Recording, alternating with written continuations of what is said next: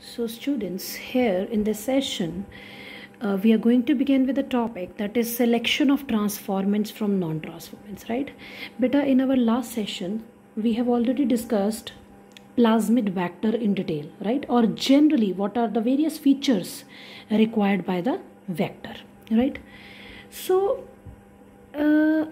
we have discussed what actually vector is, or what are the different part or features of a cloning vector, right?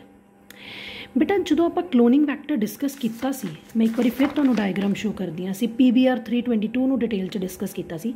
असीं उहदे विच पढ़िया सी कि जिहड़ियां चीज़ां एक वैक्टर दे जिहड़े फीचर्स ने वो किहड़े-किहड़े उह च इंपॉर्टेंट चीज़ सी origin of replication, protein of replication, selectable markers, ampicillin resistance, tetracycline resistance, these are the selectable markers.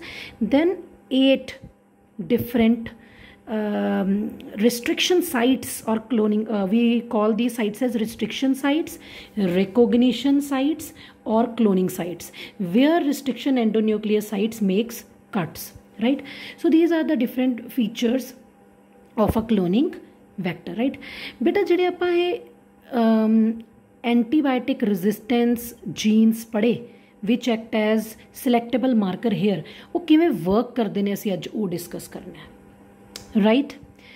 सो ये एक वैक्टर है बेटा, राइट? एक वैक्टर है। वैक्टर दे विच असीं जीन ऑफ इंटरस्ट इंसर्ट करते हैं तो उन्होंने होस्ट दे विच ऐड करा दिंदे हैं। बेटा suppose here my host is Escherichia coli.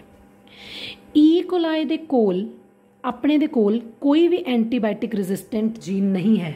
Antibiotic resistant gene नहीं है दा की मतलब है कि जे किसी को एंटीबायोटिक रेजिस्टेंट जीन बेटा ना होवे, इहदा मतलब ये हुंदा है कि जदों तुसीं उहनूं किसी न्यूट्रीएंट मीडियम दे विच ग्रो कराने हो, सपोज उस मीडियम दे विच तुसीं कोई एंटीबायोटिक पा दो, सपोज मैं इहदे च एम्पीसिलिन एंटीबायोटिक ऐड करदा मीडियम दे विच, ते इहदे विच मैं अपना एस्कैरिशिया कोलाई ग्रो करावां तो एस्कैरिशिया कोलाई डेड हो जाएगा। क्यों? क्योंकि उहदे कोल एंटीबायोटिक नूं रजिस्ट करन वाले जीन्स नहीं है। तो वो की करेगा इनू, ਜਦੋਂ ਅਸੀਂ ਇਹਨੂੰ ਐਂਟੀਬਾਇਓਟਿਕ ਦੇ ਮੀਡੀਅਮ ਦੇ ਵਿੱਚ ਗਰੋ ਕਰਾਵਾਂਗੇ, ਐਂਟੀਬਾਇਓਟਿਕ ਉਹਦੇ ਤੇ ਐਕਟ ਕਰੇਗਾ ਤੇ ਈ ਕੋਲਾਈ ਡੈਡ ਹੋ ਜਾਏਗਾ। ਓਕੇ, ਬਟ ਨਾਓ ਹੁਣ ਅਗਰ ਅਸੀਂ ਇਸ ਕਲੋਨਿੰਗ ਵੈਕਟਰ ਦੇ ਵਿੱਚ ਜੀਨ ਆਫ ਇੰਟਰਸਟ ਐਡ ਕਰਵਾ ਕੇ ਤੇ ਐਸਕੈਰਿਸ਼ੀਆ ਕੋਲਾਈ ਦੇ ਵਿੱਚ ਇਨਸਰਟ ਕਰਾ ਦਈਏ, ਵਾਟ ਵਿਲ ਹੈਪਨ? ਹੁਣ ਇਹ vector plus gene of interest किहदे विच चले गया? एस्कैरिशिया कोलाई दे विच। हुण जदों ये एस्कैरिशिया कोलाई दे विच ऐड हो गया, एस्कैरिशिया कोलाई दे कोल एंटीबायोटिक नूं रजिस्ट करन वाला जीन्स चला गया।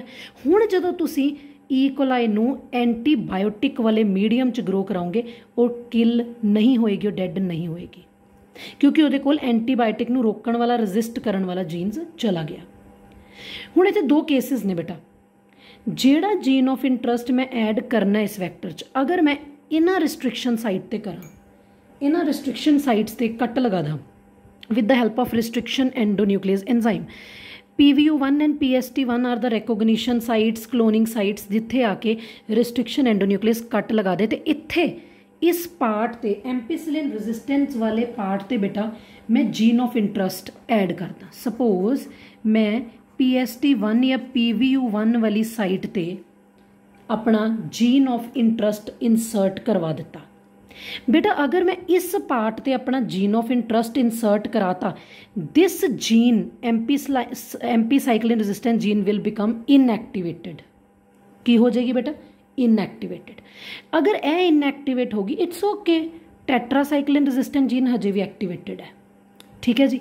सो जदों इस vector with gene of interest नूं मैं ई कोलाई दे विच इंसर्ट कराऊंगी, तो जदों इस ई कोलाई नूं मैं अगर तो मैं एम्पीसिलिन रेजिस्टेंट वाले मीडियम च एम्पीसिलिन वाली प्लेट च ऐड किया इस ई कोलाई नूं, फिर तो ई कोलाई डेड हो जाएगा, क्योंकि एम्पीसिलिन रेजिस्टेंट वाला जीन इत्थे इनएक्टिवेट हो चुका है। पर जे तुसी इस न्यूट्रीएंट मीडियम च एम्पीसिलिन की बजाय टैट्रासाइक्लिन पा लो, तो टैट्रासाइक्लिन वाले दे मीडियम दे विच ग्रो कर पाएगी, क्योंकि टैट्रासाइक्लिन रेजिस्टेंट जीन एक्टिवेटेड है। असीं इहदे विच कोई भी जीन ऑफ इंटरस्ट ऐड नहीं किया, राइट?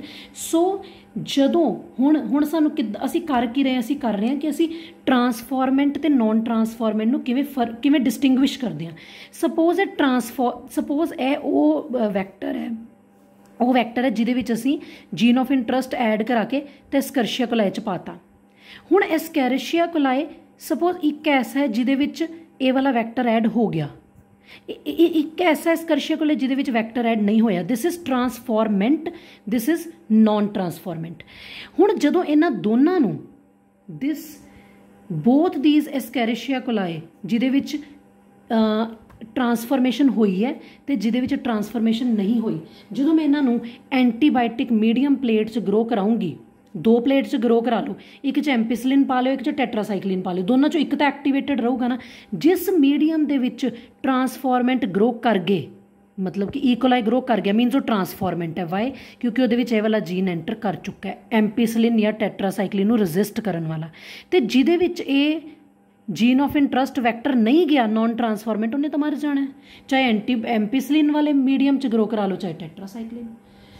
सो बेटा ये जिहड़ियां एम्पीसिलिन रजिस्टेंट ते टेट्रासाइक्लिन रजिस्टेंट एरिया ने, रीजनस ने, सिलेक्टेबल मार्कर ने हेल्प करांदे to distinguish from transformant, to distinguish between transformant and non transformant. Okay, एक होर एग्जाम्पल लैके चलते हैं।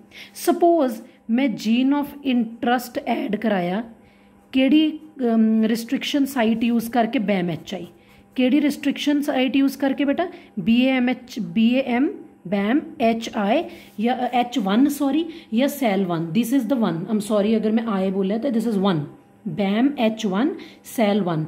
अगर मैं इत्थे अपना जीन ऑफ इंटरस्ट ऐड कराता, ठीक है जी, जीन ऑफ इंटरस्ट जदों इस रीजन च ऐड होया by using these cloning sites, तो टेट्रासाइक्लिन वाला जीन इनएक्टिवेट कर जूगा, दैन इट्स ओके। अगर यह जीन इनएक्टिवेटेड है, ये तो एक्टिवेटेड है ना, हुण असीं दूजा केस लिया ना, अगर यह एक्टिवेटेड है तो जदों तुसीं एस्कैरिशिया कोलाई दे विच this vector with gene of interest add कराओगे, एम्पीसिलिन रजिस्टेंट जीन क्योंकि एक्टिवेटेड है, ये तो एस्कैरिशिया कोलाई नूं एम्पीसिलिन रजिस्टेंट बना दूगी।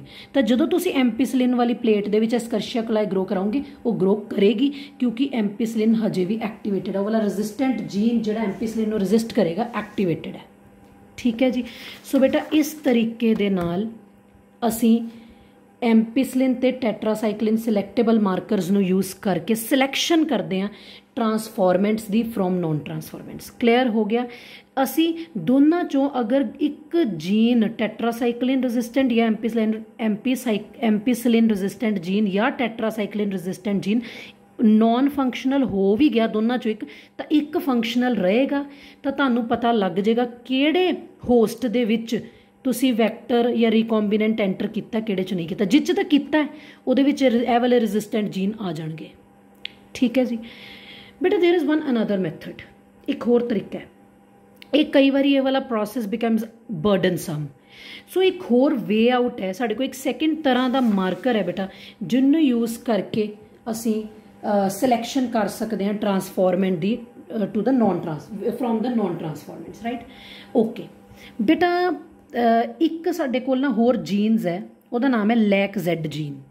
जिवें हुण असीं एम्पीसिलिन टेट्रासाइक्लिन रजिस्टेंट जीन करके ना, तिवें एक होर जीन है LAC-Z gene which is present in the plasmid of bacteria. Bacteria के प्लाज्मिड च एक होर जीन प्रेजेंट है LAC-Z gene. Okay, this LAC-Z gene when expresses, जो अपने आप को एक्सप्रैस कराती है तो की बनती एक enzyme which is called as beta गलैक्टोसाइडेज।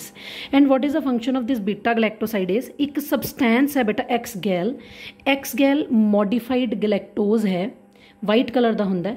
जो बीटा गलैक्टोज ये एक्ट करती है एक्सगैल तो ब्रोकन डाउन हो जाता है तो प्रोडक्ट बनाता। प्रोडक्ट का कलर की होंगे ब्लू।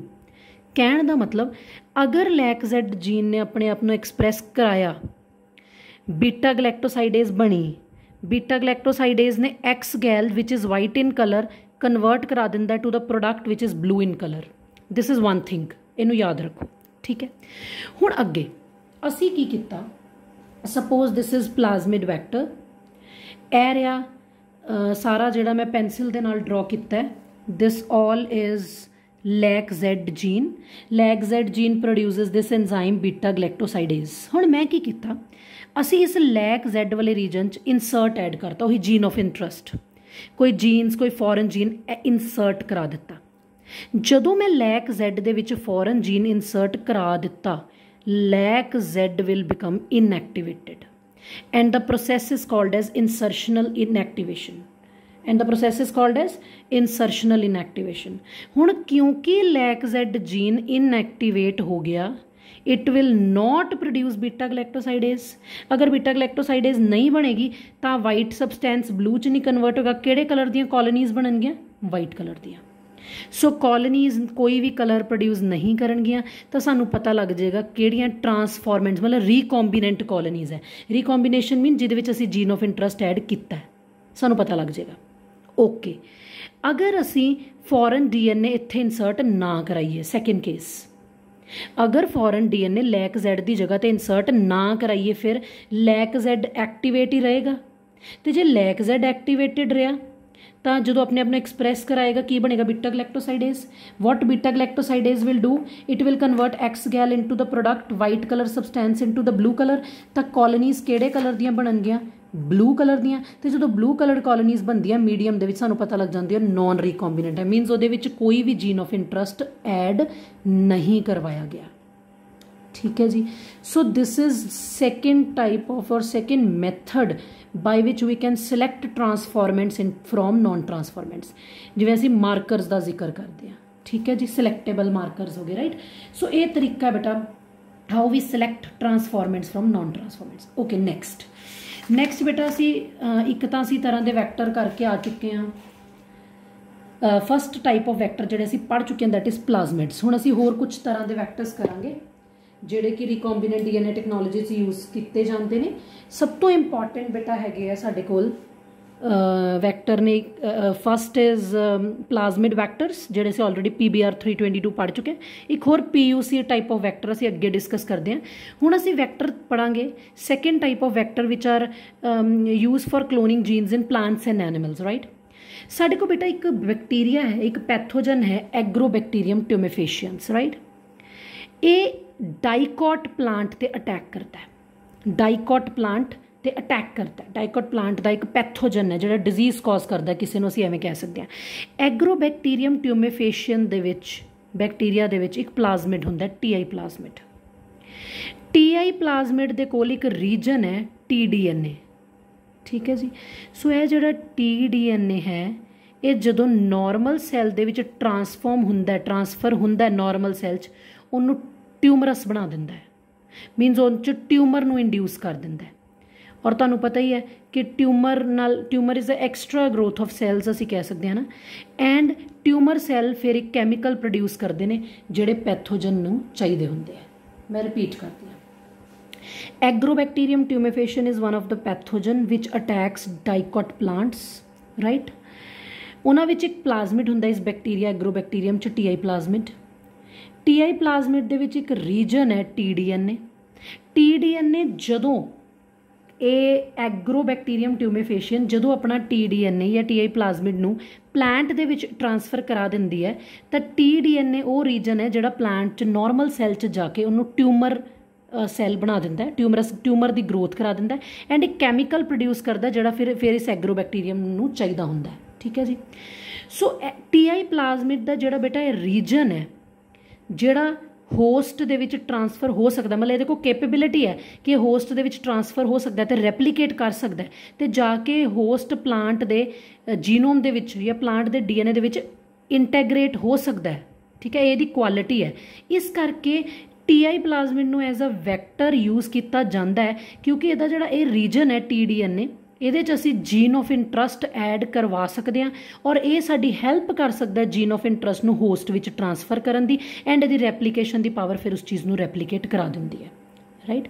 बाकी तो जो क्वालिटीज़ एक वैक्टर ਲਈ ਚਾਹੀਦੀਆਂ है ਇਹਦੀ ਖਾਸੀਅਤ ਇਹ है कि ਇਹਦੇ ਵਿੱਚ ਉਹ ਰੀਜਨ है ਜਿਹੜਾ transformation मीनस foreign gene of interest ਨੂੰ ऐड करा के होस्ट ਵਿੱਚ ऐड करा सकता, होस्ट विच इंसर्ट करा सकता, होस्ट के DNA च इंटैग्रेट करा सकता एंड उत्थे रेप्लीकेशन हो सकती है। So this is one of the type of vector. फिर साढ़े को सिमिलरली रेट्रोवायरसिस भी आते हैं, एनिमल्स दे विच एज अ वैक्टर यूज़ होंगे ने जिहड़े नॉर्मल सैल नू कैंसरस सैल बना देंगे ने। ठीक है, सो रेट्रोवायरसिस नू भी यूज़ किया जाता है, ਉਹਦਾ कोई जीन रिमूव करके ਉਹਦੇ ਵਿੱਚ जीन ऑफ इंटरस्ट ऐड करके ਉਹਨੂੰ भी ट्रांसफॉर्मेशन करने ਲਈ यूज़ किया जा सकता है।